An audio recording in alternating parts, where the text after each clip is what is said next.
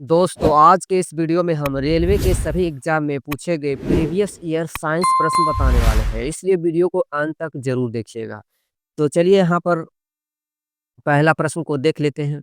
यहाँ पर पहला प्रश्न हमारा है कि मनुष्य में पेशियों की कुल संख्या कितनी होती है, ठीक ना। मनुष्य में जो पेशियों की संख्या होती है वो कुल मिलाकर कितना होता है, तो कुल मिलाकर कितना पेशी होता है, तो 639 पेशी होता है, ठीक ना। कितना पेशी हो जाता है, 639 पेशी। इस सवाल का सही जवाब ऑप्शन नंबर बी हो जाएगा। और दोस्तों इसी तरह का अगर आप प्रश्न को पढ़ना चाहते हैं तो हमारे channel study with mister Shiva को जरूर सब्सक्राइब कर लीजिएगा। चलिए अगले प्रश्न को देख लेते हैं। अगला हमारा प्रश्न है कि वायुमंडल में कौन-सी गैस जो है वो सबसे अधिक मात्रा में पाई जाती है? वायुमंडल में कौन-सी गैस जो है वो सबसे अधिक मात्रा में पाया जाता है? तो नाइट्रोजन जो होता है वो सबसे अधिक मात्रा में पाया जाता है, जिसका मात्रा की बात करें तो ये 78% पाया जाता है, ठीक ना? वायुमंडल में नाइट्रोजन कितना परसेंट पाया जाता है? तो 78%।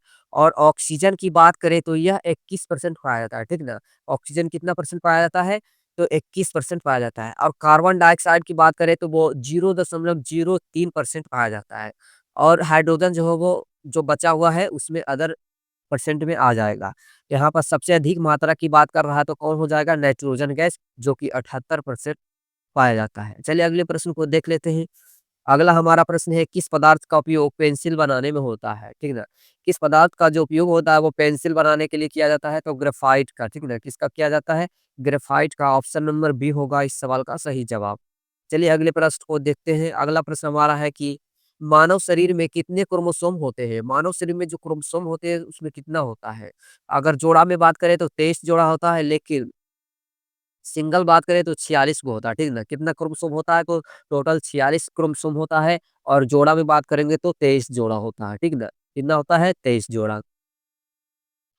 और पुरुषों में एक्स और वाई दोनों क्रोमोसोम पाया जाता है, और स्त्री में जो होता है वो एक्स एक्स केवल पाया जाता है, ठीक ना? इस बात को भी याद रखिएगा। चलिए अगले प्रश्न को देख लेते हैं। अगला हमारा प्रश्न है कि शरीर में ऊर्जा के लिए कौन-सा पोषक तत्व मुख्य है? शरीर में जो ऊर्जा के लिए पोषक तत्व की ज़रूरत है, वो कौन-सा सबसे प्रमुख हो जाएगा? तो इसका सही आंसर हो जाएगा कार्बोहाइड्रेट। ऑप्शन नंबर बी जो होगा इस सवाल का सही जवाब हो जाएगा। चलिए अगले प्रश्न को देख लेते हैं। अगला हमारा प्रश्न है कि सौरमंडल का छोटा ग्रह कौन-सा है? सौरमंडल का जो सबसे छोटा ग्रह हो जाएगा वो कौन हो जाएगा? तो बुध ग्रह जो है वो सौरमंडल का सबसे छोटा ग्रह हो जाएगा, ठीक ना? बुध जो हो जाएगा वो सौरमंडल का क्या हो जाएगा? सबसे छोटा ग्रह। चलिए अगले प्रश्न को देख लेते हैं। अगला हमारा प्रश्न है कि न्यूट्रॉन का खोज किसने किया था? न्यूट्रॉन का जो खोज किया था वो किसने किया था? तो यहाँ पर 4 ऑप्शन दिया है, इनमें से एक ऑप्शन आपका सही रहेगा। तो न्यूट्रॉन का खोज किसने किया था? तो इसका जो सही जवाब हो जाएगा जेम्स चैडविक ने, ठीक ना? जेम्स चैडविक ने इस सवाल का सही जवाब हो जाएगा। चलिए अगले प्रश्न को देख लेते हैं। अगला हमारा प्रश्न है कि भूकंप मापने का यंत्र क्या कहलाता है? यानी किस यंत्र से हम लोग भूकंप को मापते हैं? तो भूकंप मापने वाला जो यंत्र होता है उसे हम सिस्मोग्राफ कहते हैं, ठीक ना? क्या कहते हैं? सिस्मोग्राफ। ऑप्शन नंबर बी यहाँ पर सही जवाब हो जाएगा। चलिए अगले प्रश्न को देख लेते हैं। अगला हमारा प्रश्न है कि कोशिका का पावर हाउस किसे कहा जाता है? कोशिका का पावर हाउस यानी कि ऊर्जा गृह किसे कहते हैं? तो माइटोकॉन्ड्रिया को कोशिका का पावर हाउस कहा जाता है, ठीक ना? इसे कहा जाता है माइटोकॉन्ड्रिया को कोशिका का पावर हाउस या ऊर्जा गृह कहा जाता है। चलिए अगले प्रश्न को देख लेते हैं। अगला प्रश्न है कि लोहे पर जंग किसके कारण लगती है? लोहे पर जो जंग लगता है वो किसके कारण लगता है? तो इसमें 4 ऑप्शन दिया है। पहला ऑप्शन है ऑक्सीजन, दूसरा ऑप्शन है अपचयन, तीसरा ऑप्शन है संलयन और चौथा ऑप्शन है वाष्पीकरण। तो ये कौन-सी प्रक्रिया जो होता है वो लोहे पर जंग लगने में मदद करता है, ठीक ना? तो इसका जो सही जवाब हो जाएगा दोस्तों ऑक्सीकरण, ठीक है ना? ऑक्सीकरण की वजह से लोहे पर जंग लगना शुरू हो जाता है। चलिए अगले प्रश्न को देख लेते हैं। अगला हमारा प्रश्न है कि जल का रासायनिक सूत्र क्या हो जाएगा? जल का रासायनिक सूत्र क्या हो जाएगा? H2O हो जाएगा, ठीक है ना? क्या हो जाएगा? H2O जो है वो जल का रासायनिक सूत्र है, जिसमें हाइड्रोजन के 2 अणु और ऑक्सीजन के 1 अणु मौजूद होते हैं। चलिए अगले प्रश्न को देख लेते हैं। अगला हमारा प्रश्न है कि सूर्य के प्रकाश को पृथ्वी तक पहुँचने में कितना समय लगता है? सूर्य का जो प्रकाश होता है, उस प्रकाश को पृथ्वी पर पहुँचने में कितना समय लग जाता है? तो 8 मिनट लगता है, ठीक ना? कितना मिनट लग जाता है? लगभग 8 मिनट 24 सेकंड।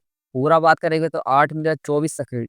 लेकिन यहाँ पर 8 मिनट दिया तो 8 मिनट इसका सही जवाब हो जाएगा। चलिए अगले प्रश्न को देख लेते हैं। अगला हमारा प्रश्न है कि शरीर की सबसे बड़ी हड्डी कौन-सी है? शरीर की जो सबसे बड़ी हड्डी हो जाएगा वो कौन-सा हो जाएगा? तो इसका जो सही जवाब हो जाएगा फीमर, ठीक ना? फीमर जो है, जो शरीर की सबसे बड़ी हड्डी है, जिसकी लंबाई लगभग 48 इंच होता हो और यह जो है वो शरीर की सबसे बड़ी हड्डी होती है। और मजबूत की बात करें तो जो जबड़े में हड्डी होती है वो सबसे मजबूत हड्डी माना जाता है। लेकिन बड़ा हड्डी की बात करेंगे तो फीमर फीमर इसका सही जवाब हो जाएगा, ठीक ना? चलिए अगले प्रश्न को देख लेते हैं। अगला प्रश्न हमारा है, पादपों में पादपों में भोजन का परिवहन किसके द्वारा होता है? पादपों में जो भोजन का परिवहन होता है दोस्तों, वो किसके द्वारा होता है? तो फ्लोएम के द्वारा होता है, ठीक है ना? किसके द्वारा होता है? फ्लोएम के द्वारा। ऑप्शन नंबर बी इस सवाल का सही जवाब हो जाएगा। और जल की परिवहन का बात करेंगे तो जाइलम करता है, ठीक है ना? जल का परिवहन कौन करता है? जाइलम। और फल का परिवहन या भोजन का परिवहन कौन करता है? तो फ्लोएम। सो इस प्रश्न के अनुसार हमारा सही जवाब हो जाएगा फ्लोएम। चलिए अगले प्रश्न को देख लेते हैं। अगला हमारा प्रश्न है कि हवा में ध्वनि की गति कितनी होती है? हवा में जो ध्वनि की गति होती है वो कितना होता है? तो इसका जो सही जवाब हो जाएगा 340 मीटर प्रति सेकंड, ठीक ना? कितना हो जाएगा? 340 मीटर प्रति सेकंड इस सवाल का सही जवाब हो जाएगा। चलिए अगले प्रश्न को देख लेते हैं। अगला हमारा प्रश्न है कि हड्डियों और दाँतों को मजबूत बनाने वाला तत्व कौन-सा है? ठीक ना?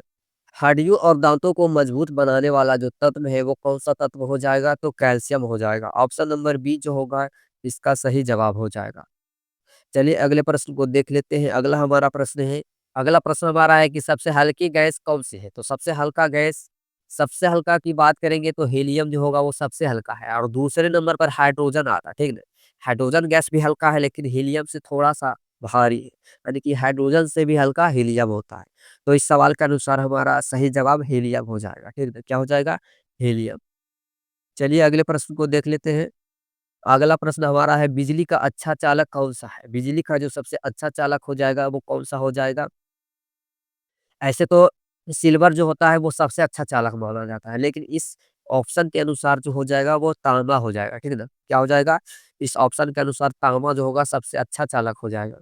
क्योंकि लकड़ी में तो विद्युत का संचालन होगा नहीं, प्लास्टिक में भी होगा नहीं, काँच में भी नहीं होगा। तो इस ऑप्शन के अनुसार हमारा तांबा सही जवाब हो जाएगा। चलिए अगले प्रश्न को देख लेते हैं। अगला प्रश्न हमारा है कि मनुष्य के मस्तिष्क का वजन औसतन कितना होता है?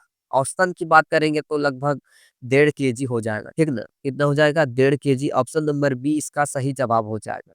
मनुष्य का मस्तिष्क का भार कितना होता है? औसतन 1.5 केजी। ऐसे एक्यूरेट बात करेंगे तो 1350 ग्राम से 1400 ग्राम के बीच में होता है, ठीक ना?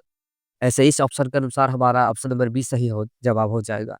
चलिए अगले प्रश्न को देख लेते हैं। अगला हमारा प्रश्न है कि कौन-सा अंग शरीर से विषैले पदार्थ बाहर निकालता है? कौन-सा अंग जो होता है वो शरीर से विषैले पदार्थों को बाहर निकालता है?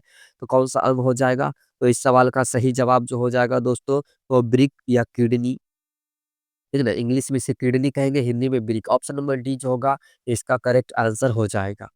तो दोस्तों आज के इस वीडियो को यहीं तक रहने देते हैं। 20 प्रश्न हमारा पूरा हो चुका है। अगर इसी तरह के और भी प्रश्न को पढ़ना चाहते हैं तो हमारे चैनल को ज़रूर सब्सक्राइब कीजिएगा।